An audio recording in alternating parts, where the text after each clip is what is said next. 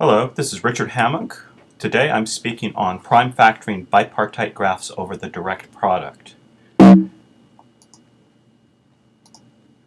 This is work I did with the graduate student Owen Puffenberger, and the paper will appear in the European Journal of Combinatorics this year. I'm going to start with a few definitions before we get to the statement of the theorem I'll be talking about. First of all, as I'm sure you know, a graph is bipartite if its vertices can be partitioned into two what we call partite sets. Let's call them B and W, in such a way that each edge of the graph runs from B to W. So you see B is the black vertices at the top, W is the white vertices at the bottom, and any edge of the graph runs between those two sets. Here is a more symmetric view of the exact same bipartite graph, again with its vertices colored black and white. And as you know, a graph is bipartite if and only if it has no odd cycles. I'm going to talk about two products today, the Cartesian product and the direct product. First of all, the Cartesian product is a way of multiplying two graphs, A and B. And the way you do it is you first of all take the Cartesian product of the vertex sets of A and B, and then for every fiber over a vertex of A, you put a copy of B. They're all there. And then for every fiber over a vertex of B, you put a copy of A. And you get the product, the Cartesian product of A and B. I'll call that A box B. Now for the direct product, it's a different type of product.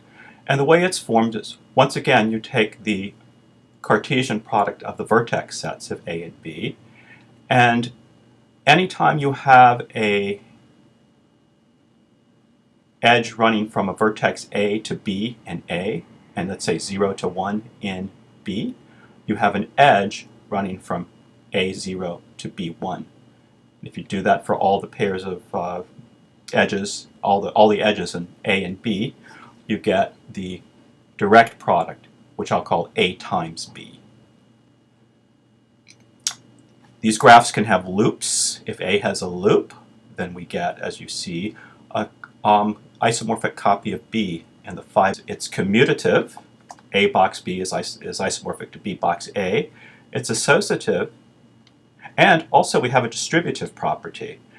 If B plus C represents the disjoint union of B and C, then A box B plus C is A box B, disjoint union A box C. And the exact same properties hold for the direct product.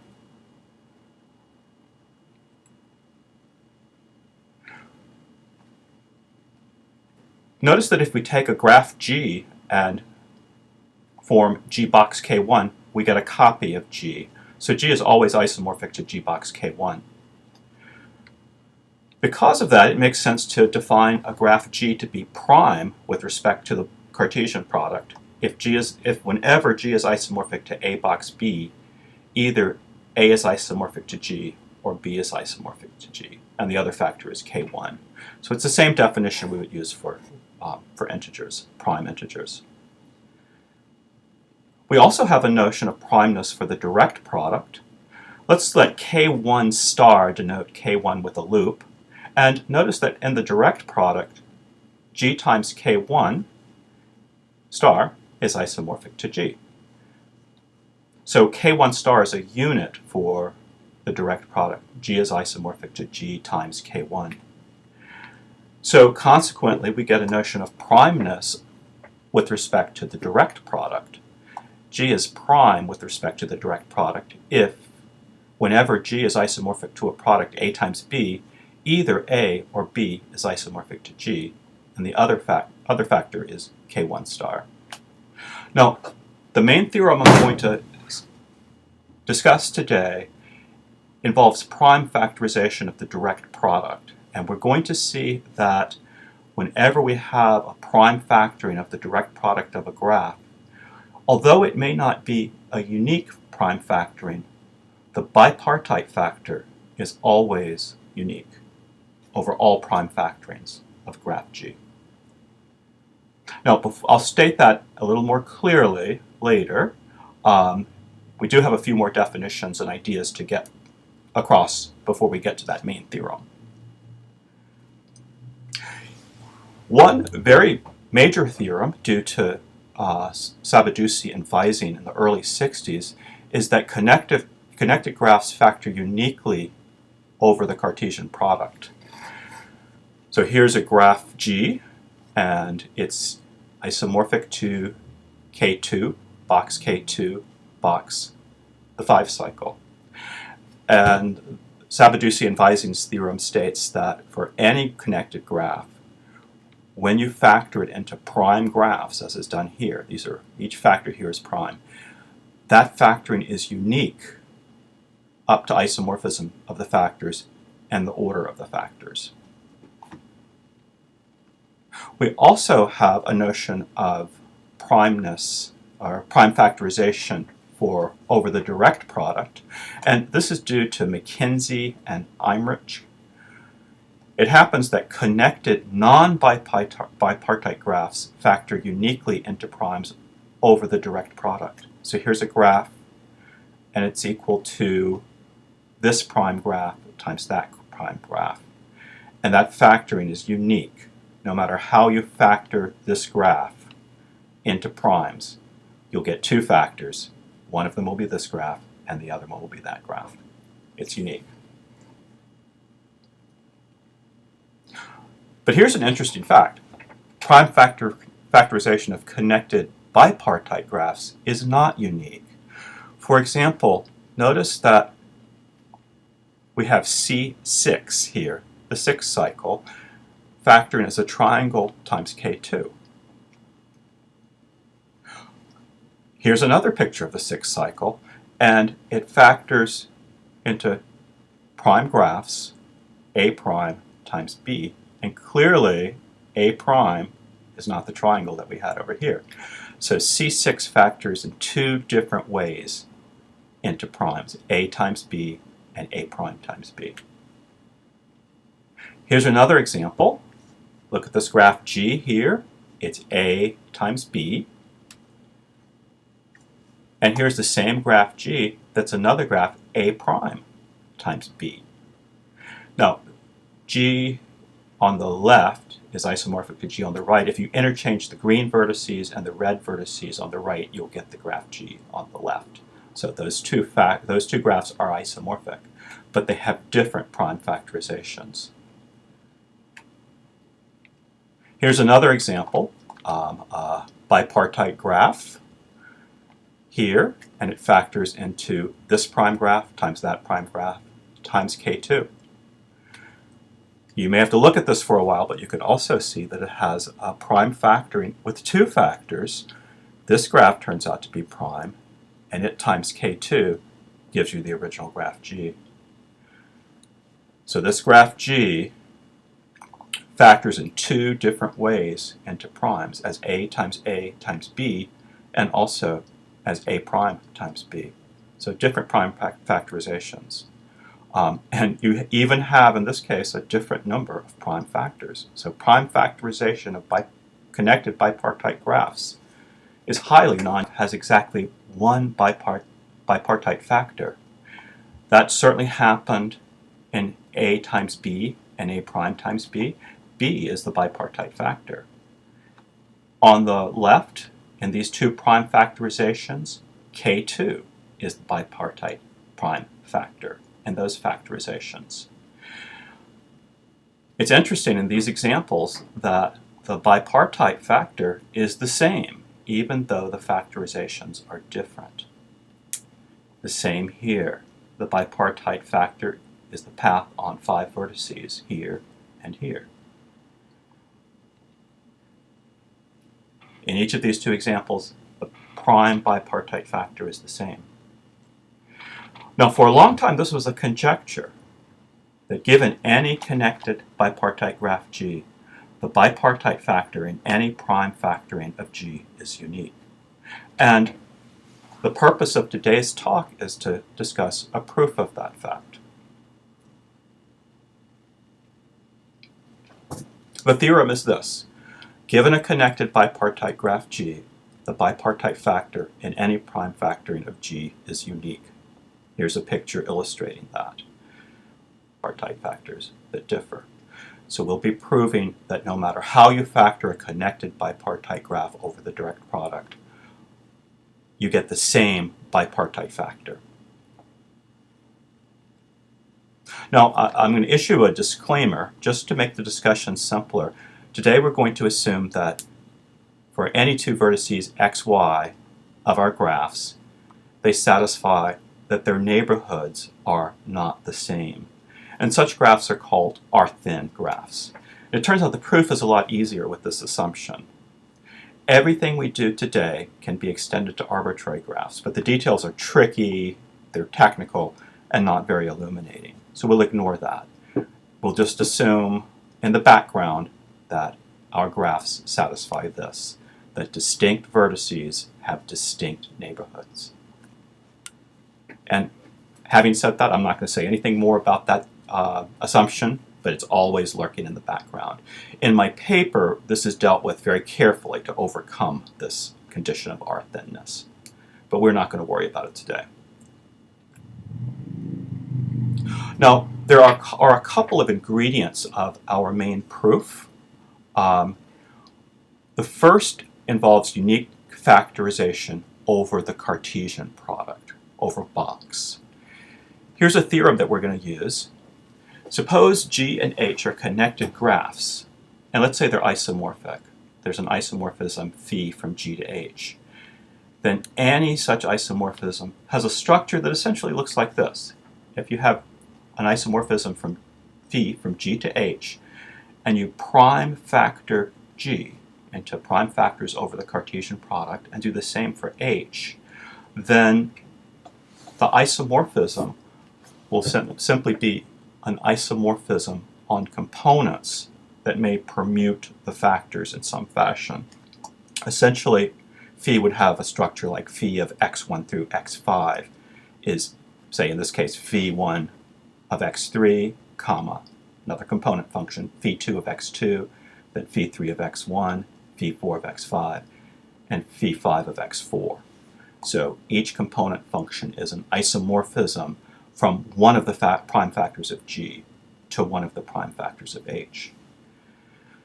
Now, this theorem invites us to do something that's very useful. What we can do is, say, we could identify, in this picture, H3 with G1, which is isomorphic to, and so on. So we'll replace all the factors, or relabel all the prime factors of H with prime factors of G. And in that case, phi has an incredibly simple structure. Phi of x1 through x5 is just a permutation of the arguments of phi. It just scrambles them up. This is a very useful way of looking at isomorphisms between graphs that we'll take advantage of. Now, prime factoring over the Cartesian product is relatively simple. It's been known for a long time that the prime factoring is unique. It's not too hard to prove.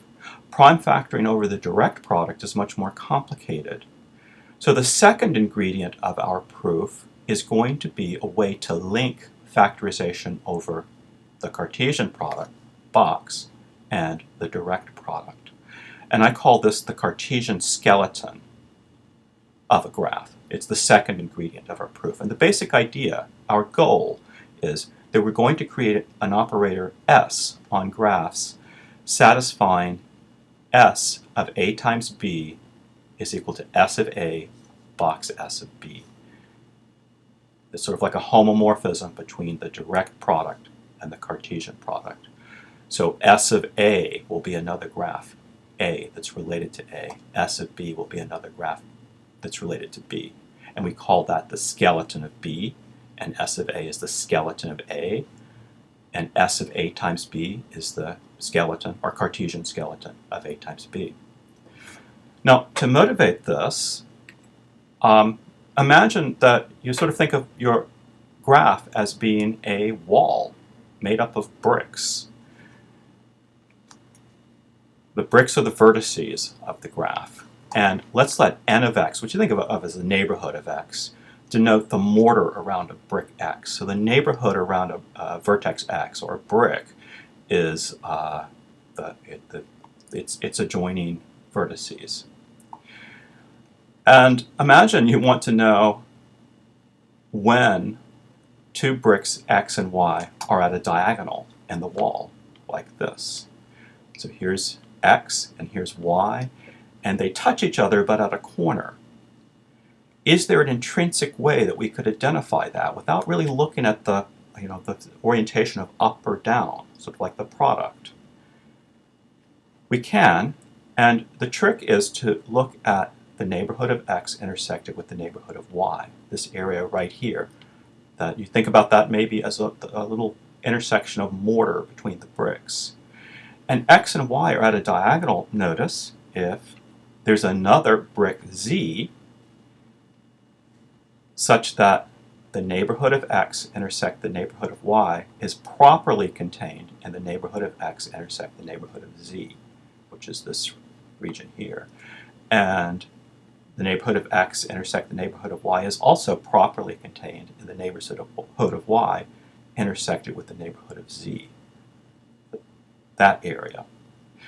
So given a brick z that has this property, that its intersections of its mortar with y and x properly contain the intersection of the mortar joining x and y,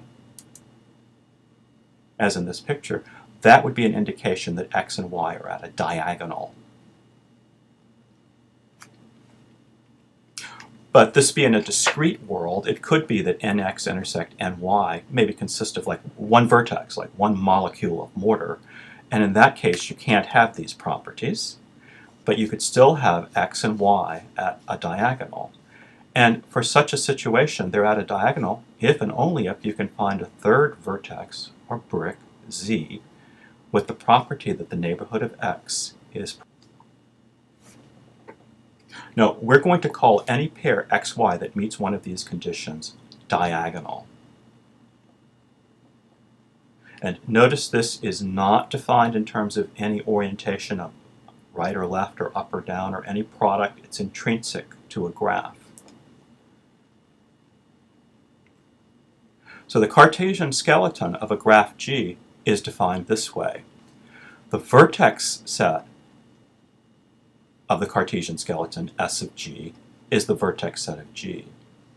The edge set of the Cartesian skeleton of G consists of all pairs xy of vertices of G such that the neighborhood of x intersect the neighborhood of y is non-empty and xy is not diagonal. So I'll give you a picture of this, an example.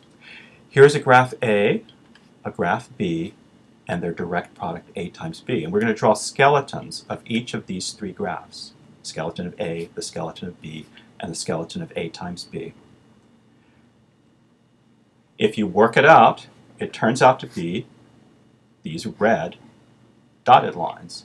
Down here we have the skeleton of A, here we have the skeleton of B in red, and over here in the product, the red dotted lines are the skeleton of A times B.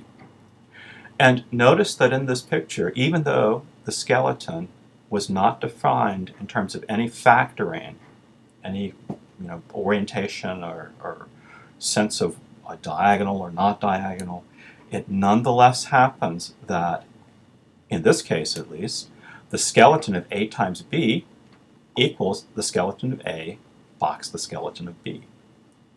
You can see that happening if you ignore all the black and just look at the red. You get this property. S of A times B equals S of A box S of B. It turns out that this proposition is true in general. S of A times B equals S of A box S of B. And actually this is not just isomorphism, it's actual equality. These graphs on the right and left have exactly the same edge and vertex sets. They're identical.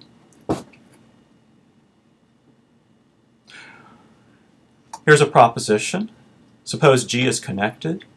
Then, first of all, if G has an odd cycle, it turns out its Cartesian skeleton, S of G, is also connected. What about if G is bipartite? Well, in that case, S of G has exactly two components. Their respective vertex sets are the two partite sets of G. And you see that happening in this picture. Here's a graph G in black, and its Cartesian skeleton has two pieces, the part over here on one partite set of G, and the other part of the Cartesian skeleton is over here. Its vertex set is the other partite set of G. Now, furthermore, if you had an isomorphism from G to H, that is also going to be an isomorphism on the skeletons of G to the skeleton of H. Any isomorphism phi from G to H is also an isomorphism phi from SG to SH. And here, of course, we look at phi as being a map on vertex sets. That map on vertex sets phi is an isomorphism from both G to H, and simultaneously an isomorphism from S of G to S of H. Now, all of these things can be proved, but we'll just accept them as fact for this talk.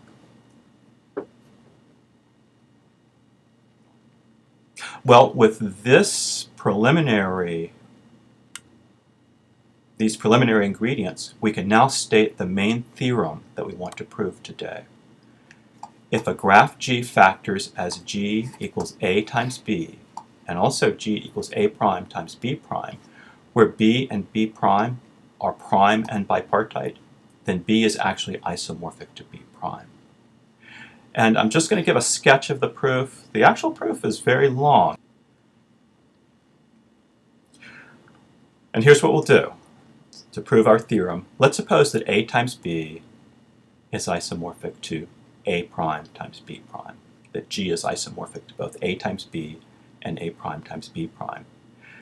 And we're going to consider an isomorphism phi from A times B to A prime times B prime.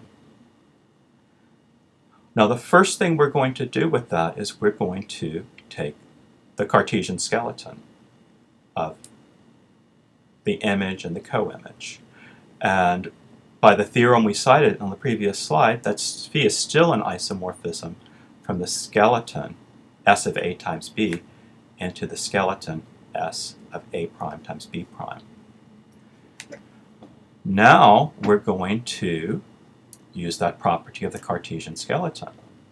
Phi is now a map from S of A box S of B to S of A prime box S of B prime. In fact, it's an isomorphism between the two.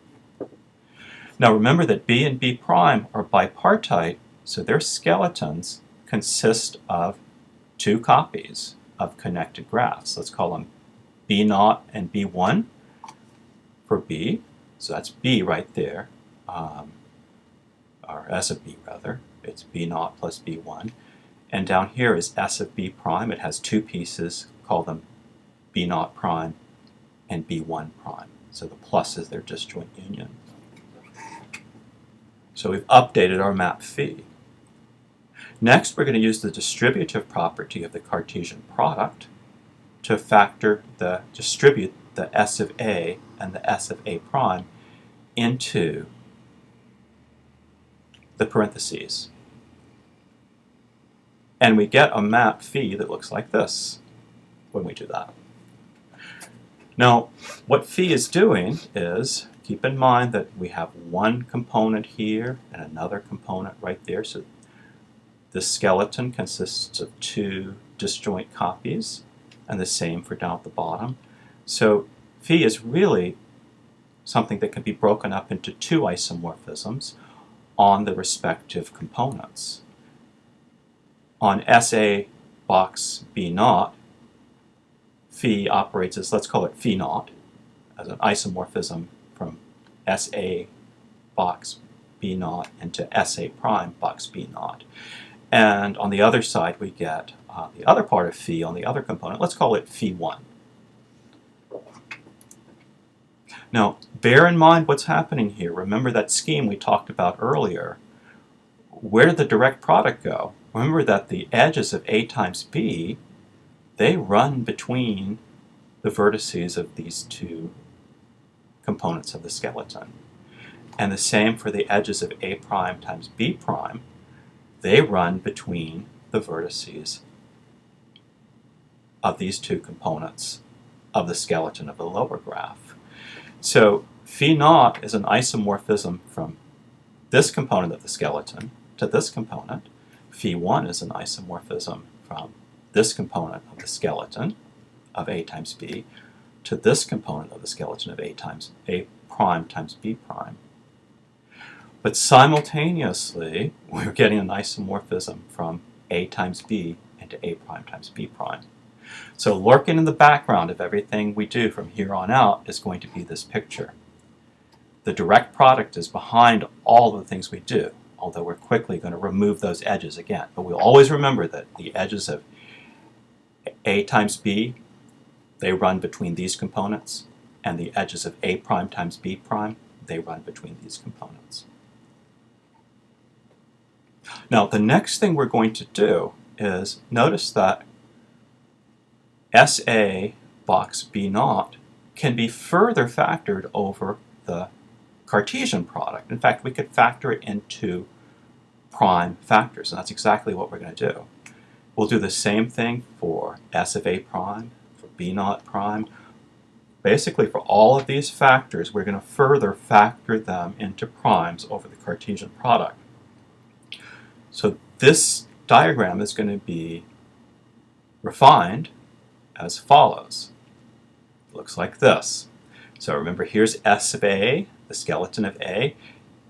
It's factored into prime factors over the Cartesian product. Our B naught is factored into prime factors over the Cartesian product. Here's SA again. Now remember, that's exactly what we had over here. It occurs twice in the diagram, and you see its prime factors. But B1, it didn't appear over here, so it has another prime factoring right there. And the same for the bottom. This is S of A prime, and it's prime factoring over the Cartesian product. And here's B naught prime, and its prime factorization over the Cartesian product. Here's SA prime again, and its prime factoring over the Cartesian product. And the prime factoring of B1 prime is right here. So phi naught is an isomorphism from this prime factoring over the Cartesian product to the one on the bottom. Phi 1 is an isomorphism from this prime factorization to this one.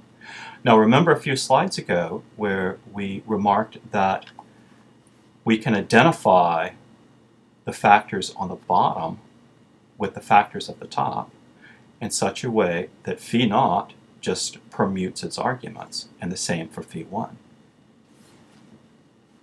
So with that in mind, we're going to look at some certain factors of prime factors in this diagram. And we're going to make things simpler, I'm going to divide them up into colors. I want to start off with what I would like to call blue factors. And the way blue factors work is they follow a certain pattern. If you take a factor F of the skeleton of A, phi naught is going to send it to an identical factor of SA prime. But remember that phi 1 inverse over on the other side, it's going to send factors back to S of A. And blue factors have the property that when you apply phi 1, and then, when you apply phi 1, let me start over again. Blue factors have the property that if you apply phi naught to them, and then phi 1 inverse, and then phi naught, and then phi 1 inverse, and then phi naught, and phi 1 inverse, and then phi naught, and phi 1 inverse, some even number of times you get back to where you started. It forms a cycle of factors. Let's call all of those factors blue factors. And they belong to, they're factors of SA and SA prime, as we can see here. Now, not every factor is going to be a blue factor, because you can imagine that maybe when you start iterating with this scheme, phi 1 inverse, phi 1 inverse, and so on, maybe you get a phi 1 inverse that's going to send one of these over to to B1, for instance. That didn't happen here. And once you get into B1 or B0, then if you're in B0, phi1 doesn't apply to that, and you terminate. So I want to now think about factors that they don't have quite the cyclic pattern. They terminate either in B0 and B0 prime, or B1 and B1 prime. And I'm going to call those factors green factors. And I'll show you what they look like. Green factors might look like this. You've got a factor, a prime factor at B0, and you apply phi0 to it, and it takes you down to SA prime. Then you apply phi1 inverse, then phi0, phi1 inverse, phi0, phi1 inverse, phi0, phi1 inverse, and then phi0, and you wind up in B0 prime. So notice that you started in and terminal points. Notice that whenever you have a green factor in B0, you get an identical green factor in B0 prime. Now you could also have green factors that start in B1, and they're such that if you apply phi1 and then phi0 inverse, and then phi1 and phi0 inverse, phi1, phi0 inverse, phi1, phi0 inverse, and then phi1, you finally terminate in B1 prime. So here we have a green factor in B1 that eventually took us to an identical green factor in B1 prime. So green factors have twins in B1 and B1 prime, as we see here. And remember, we also had twins. They appeared as twins in B0 and B0 prime over here. Now imagine that you now take the product of all green factors in B0, B0 prime, B1, and B1 prime. Just multiply them all together with the Cartesian product. Then their product in B0 is some graph, let's call P, and we have an identical graph down there, P. Both of those are products of green factors. Over here in B1, we have a product of green factors Q, and it has a twin product down here, Q, as well. Well, what other kinds of factors do we have? Well, it turns out we have factors that we might think of, I call them red factors. And a typical red factor might work like this. We start with a factor n of B0, let's say, and we apply that same scheme to it, but it might be that you don't wind up in B0 prime as you did for the green factor. It might work like this. Here's an n, a red factor in B0. You apply phi0, phi1 inverse, phi0, phi1 inverse, phi0, phi1 inverse, phi0, and you're right here. Now I'm going to jump over to the other copy of SA prime down there. So we're here. And then you apply phi1 inverse, and you wind up in B0. That's certainly a possibility. So with red factors, for every red factor you have in B0, there's a twin in B1. That's the way red factors work. And you can imagine that the same thing could happen here. I won't show you this, I won't have a slide for this, but you could have a red factor n here, or maybe call it m so it's not confusing. And it would have a twin over here in B1 prime. Now let's take all the products of red factors. Let's say the product of red factors in B0, it's called K. It's here, and you have a twin over there as a product of the identical factors that you had over on the left. And the same thing for downstairs. The product of red factors here, let's call that L, and you have an identical graph L over here. So we're looking now at products of red and green factors in S of the skeleton of B and the skeleton of B prime. Now let's think about what we have here. Remember, the skeleton of B, it was B0 plus B1. B0 plus B1. And we see here that that's K box P plus K box Q. k box p plus k box q. And we have an identical factor of k in each of these terms, which we can factor out over the Cartesian product, k times p plus q. The skeleton of B is k, it factors as k box p plus q. Now I'm going to omit the details here, but it's not hard to show that that factoring, k box p plus q, into red and green graphs, gives you a factoring of B over the direct product, k, which has two parts. It's not trivial. So this k has to be trivial. It's k1.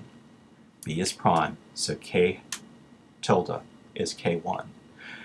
Now, essentially, that means that the k here and here and the L, in other words, all the red factors, are all k1s. They don't even show up at all as factors. So the upshot of this is that there are no red factors.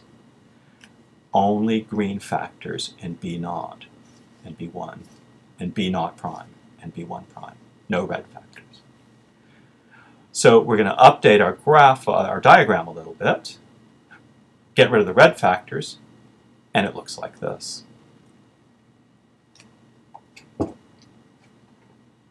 Now notice that our B, it has two partite sets, B naught, the vertex set of B naught and the vertex set of B1, and those are labeled by the vertices of P and Q.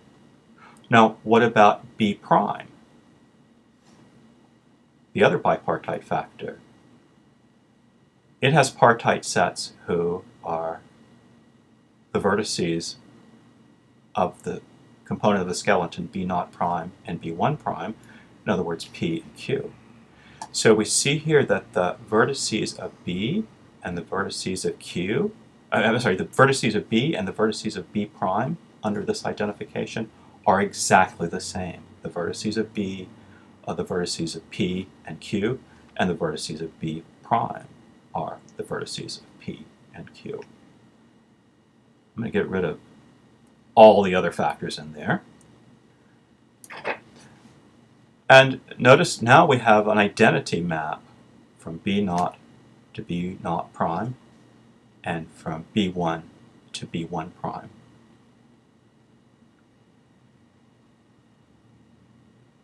An identity map from the labeling of B up here to the labeling of B prime down here. And it turns out that that's exactly the isomorphism that we're looking for. Remember that the bipartite graph B, that prime factor, its edges run from B naught to B1 prime, from the vertices of P to the vertices of Q. B prime, the other prime bipartite factor, its edges run from the vertices of B naught prime to the vertices of B1 prime, in other words, from the vertices of P to the vertices of Q. And that identity map from B to B prime, the vertices of B to the vertices of B prime, that turns out to be an isomorphism. I'll skip the details, but this is just the gist of the proof. We can't hope to prove everything today, but this is the way the proof works. We get our desired isomorphism from B to B prime. And we're done.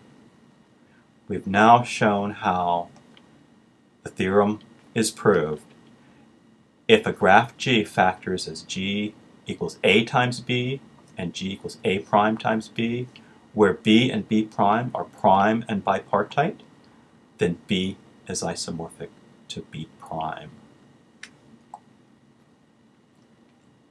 Thanks. I've enjoyed giving this presentation, and I look forward to discussing this over Skype.